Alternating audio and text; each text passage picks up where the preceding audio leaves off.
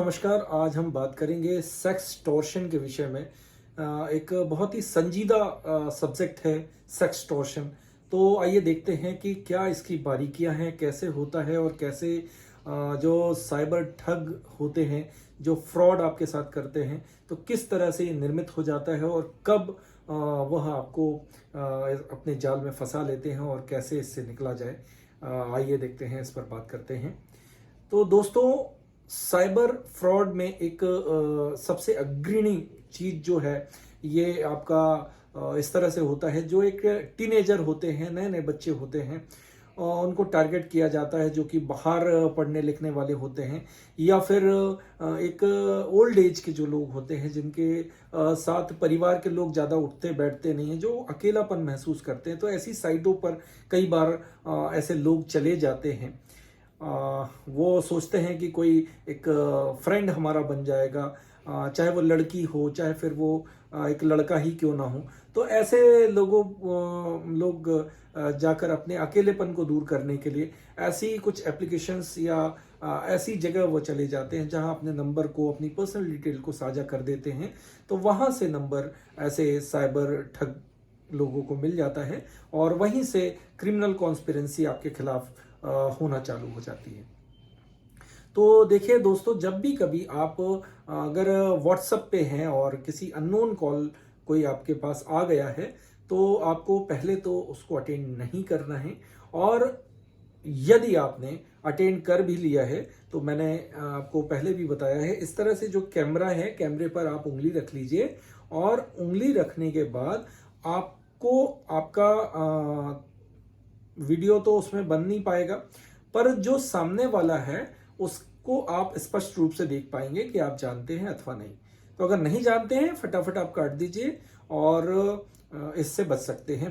प्रथम दृष्टया आपको जब बचना है तो आप इस तरह से बच सकते हैं। मान लीजिए कभी आप अकेलापन महसूस कर रहे हैं और वाकई में ऐसा कुछ कॉल आ जाता है और आप उसको अटेंड कर लेते हैं। अब ये तो हो गई दिक्कत। तो इस दिक्कत से आपको कैसे निकलना है? आपने उस पे कैमरे पे हाथ भी नहीं रखा और आप वहां खड़े हैं और सामने कोई ऐसी लड़की आ जाती है जो कि गलत हरकतें कर रही है, अपने कपड़े उतार रही है, और आप उसके जाल में फंस गए और आपकी वीडियो जो है वो रिकॉर्ड हो गई। और उस लड़की ने जो बोला वह आप करते गए और उसने कपड़े उतारे और आपने भी कपड़े उतारना चालू कर दिए यहाँ से, और वीडियो बन गई। और जब वह वीडियो बन जाती है तो 2-3 घंटे, 4 घंटे, 5 घंटे या एक दिन बाद भी आपके पास एक कॉल आती है। वह आपके लिए क्रिमिनल कॉन्स्पिरेंसी वाली कॉल होती है। आप सतर्क हो जाइए, ध्यान रखिए कि जब भी कभी इस तरह की घटना हो गई है, उसके दूसरे दिन जब आपके पास कॉल आ रहा है या 4-5 घंटे बाद आपके पास कॉल आ रहा है, और वह कॉल हमेशा आप देखना कि व्हाट्सएप कॉल ही आएगा आपके पास। ज्यादातर ऐसा ही होता है, क्योंकि व्हाट्सएप कॉल में आपको पढ़ने की उनके पास एक किताब होती है। वो आपके माइंड को पढ़ते हैं।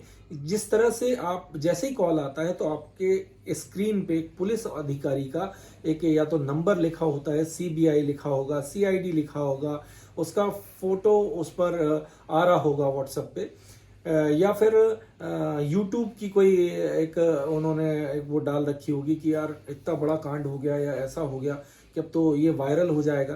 तो यह आपके दिमाग को पढ़ने की एक प्रक्रिया है, जिसको कि एक व्हाट्सएप के माध्यम से वो फ्रॉड में फैब्रिकेट करते हैं कि आपके दिमाग में ऐसी चीज बस जाए कि अब आपसे बहुत बड़ा अपराध हो गया है, अब आपको वो पैसा देना ही देना है।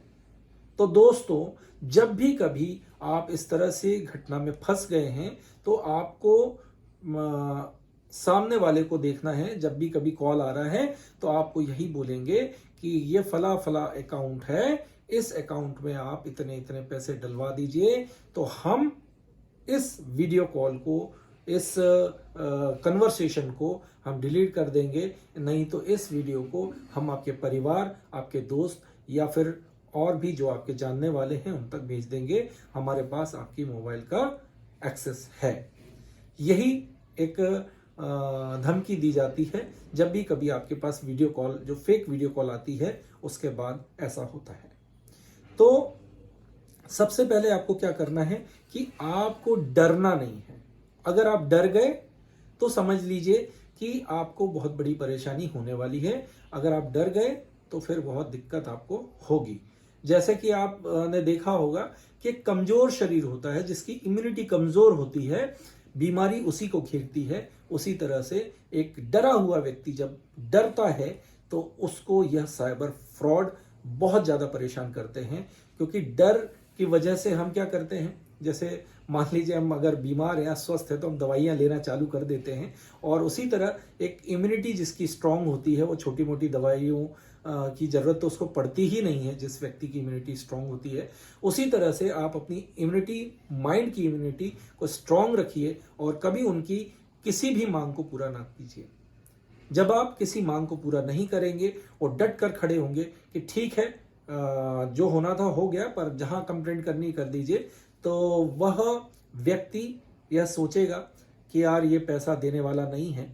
किंतु अगर आपने उनकी जरा सी भी बात मानी कि ठीक है मैं कल देखता हूं, और मान लीजिए कि उसने 10,000 रुपए की डिमांड आपसे कर दी और 10,000 आपने नहीं दिए, आपने 8 ही हजार उसको भेज दिए, तब भी उसके हौसले बुलंद होंगे। वो दोबारा कॉल आपको फिर करेगा। और जरूरी नहीं है कि वह 10,000 में से 2,000 की राशि की मांग करे। वो फिर बोलेगा कि आप 10,000 रुपये और डाल दीजिए, नहीं तो यह वीडियो मैं आपका वायरल कर दूंगा।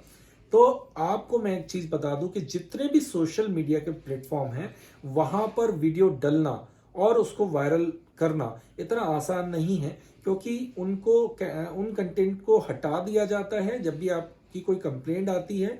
और देखा गया है आजकल तो सोशल मीडिया पे बहुत सारी चीजें डाली जा रही है जो कि ठीक नहीं है। क्योंकि हमारे जो छोटे छोटे बच्चे हैं वह भी सोशल मीडिया से सीख रहे हैं कुछ ना कुछ। क्योंकि बहुत सारे एजुकेशनल चैनल भी इस पर चल रहे हैं, बहुत सारे लोग अच्छी अच्छी बातें इस पर सिखाते हैं। तो हम कभी अपने बच्चों को रोकते नहीं हैं कि आप सोशल मीडिया पर या यूट्यूब पर आप सर्फिंग ना करें, आप देखें ना। तो हमारा एक विश्वास होता है बच्चे के प्रति कि वह देख रहा है तो कुछ एजुकेशनल चीज ही देख रहा होगा। तो इसके साथ ही साथ मैं ये भी आप लोगों को कहूंगा कि जब भी कभी आपने एंड्रॉयड मोबाइल आपके बच्चों के हाथ में दिया है, तो इस चीज की तस्दीक बीच बीच में करते रहें कि वाकई में वो पढ़ रहे हैं अथवा नहीं। और जब भी कभी मोबाइल हाथ में है या लैपटॉप हाथ में है और इसी तरह की सोशल मीडिया साइट से वो कुछ सीख रहे हैं, तो आप इस बात का हमेशा ध्यान रखें कि आपके जिस भी घर में घर में जो भी कमरा उसके लिए रखा गया बच्चे के लिए, तो उसका दरवाजा हमेशा खुला रहे। उसमें इतनी प्राइवेसी आप ना दें कि दरवाजा बंद करके आप पढ़ाई करें। आप दरवाजा बंद कर लें पर अंदर से कुंडी लगाने की आप अनुमति न दीजिए। क्योंकि उससे आप देख पाएंगे और बच्चे के दिमाग में भी एक भय रहेगा कि मैं गलत चीजों को ना देखूं, मैं एजुकेशन वीडियो अगर नहीं देखूंगा, कोई दूसरी चीज मैं देख रहा हूं या किसी और अन्य चीज में एंटरटेन में कर रहा हूं, तो मेरे परिजन हैं, मेरे माँ बाप हैं, वह छोड़ेंगे नहीं मुझे, उसकी सजा जरूर देंगे। तो इस तरह से उनको एक भय व्याप्त तो होना चाहिए कि इस तरह की साइट पर ना जाएं या इस तरह का सोशल मीडिया पे इस तरह की चीज़ों को स्क्रॉल ना करें, इस तरह की चीज़ें ना देखें। तो यह एक चीज़ हो सकती है जिससे कि हम यह सब चीज़ों से बच सकते हैं।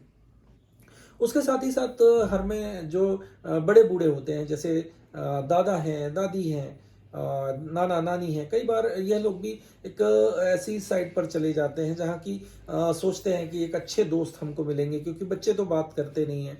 तो यह अकेलापन उनके बीच ना होने दें। और अक्सर इस तरह की कुछ घटनाएं उनके साथ हो जाती है, क्योंकि बहुत कोमल हृदय के वो लोग हो जाते हैं। जब एक बड़ा बुजुर्ग जो होता है उसके साथ आप लोग वक्त साझा नहीं करते हैं, आप उसके साथ वक्त नहीं देते हैं, उनकी बातों को नहीं सुनते हैं, तो वे सोचते हैं कि परिवार तो नहीं सुनता है, हम किसी और को भी अपना दोस्त बना लें और उसके जरिए शायद हमारी बात हम दिल की कर सकें। तो उनको वक्त दें, उनके साथ बैठें उठें। और जब आप वक्त देंगे तो वह कभी नहीं जाएंगे। ऐसा अकेलापन उनको जब महसूस नहीं होगा तो वह इन साइडों पर या ऐसे गंदे चित्र या चलचित्र की तरफ वह नहीं जाएंगे। तो यह चीज आप एक कर सकते हैं, एक बहुत ही अच्छा सुधार आपका किया जा सकता है। क्योंकि वक्त देना बहुत अनिवार्य है, चाहे वो एक छोटी एज के बच्चे हों, चाहे वो ओल्ड एज की तरफ वो जाते हुए कोई भी हो सकते हैं आपके परिवार के, वक्त उनको भी देना अनिवार्य है, क्योंकि अकेलापन ही इस गंदी चीज की तरफ आपको अग्रसित करता है और ऐसे ही आप चले जाते हैं। तो इस चीज का आप ध्यान रख सकते हैं। उसके साथ अगर कभी ऐसा हो ही गया है कि आपके व्हाट्सएप पे कॉल आई, आपकी वीडियो बन गई, पहले तो आप पैसा उसको ना दें।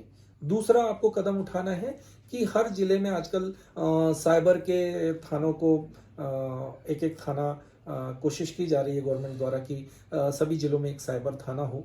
और अगर नहीं होता है तो वहाँ एक छोटी सी यूनिट एक बना दी जाती है जो साइबर के हुए अपराधों को एक लगाम लगाती है। और नहीं तो स्टेट में तो एक साइबर क्राइम की एक बड़ी सी एक सेल होती है, तो वहां पर भी आप उसकी कंप्लेंट कर सकते हैं। और ऑनलाइन आप जो पुलिस का पोर्टल है, साइबर जो ठग होते हैं, फ्रॉड जितने भी हो रहे हैं, उसके लिए एक ऑनलाइन पोर्टल बनाया गया है जिसमें कि सारी जानकारी आपसे ली जाती है, किस तरह से कौन कॉल कर रहा है, किस तरह से एक्सटॉर्शन है, सेक्सटॉर्शन है, किस तरह से आपसे पैसा वसूलने की जो कवायद है वो की जा रही है, किस तरह से हुई, कैसे हुई, कब हुई, कहाँ से हुई, किस माध्यम से हुई। तो ये सारी चीज़ें आपसे ली जाती है और सामने वाले की भी जो डिटेल है वो आपसे पूछी जाती है। सारी चीज़ों को आप जब सबमिट कर देते हैं तो उस पर कार्रवाई चालू हो जाती है। और कई बार तो ऑनलाइन पैसा चले जाता है, पैसा भी आपको वापस मिलता है।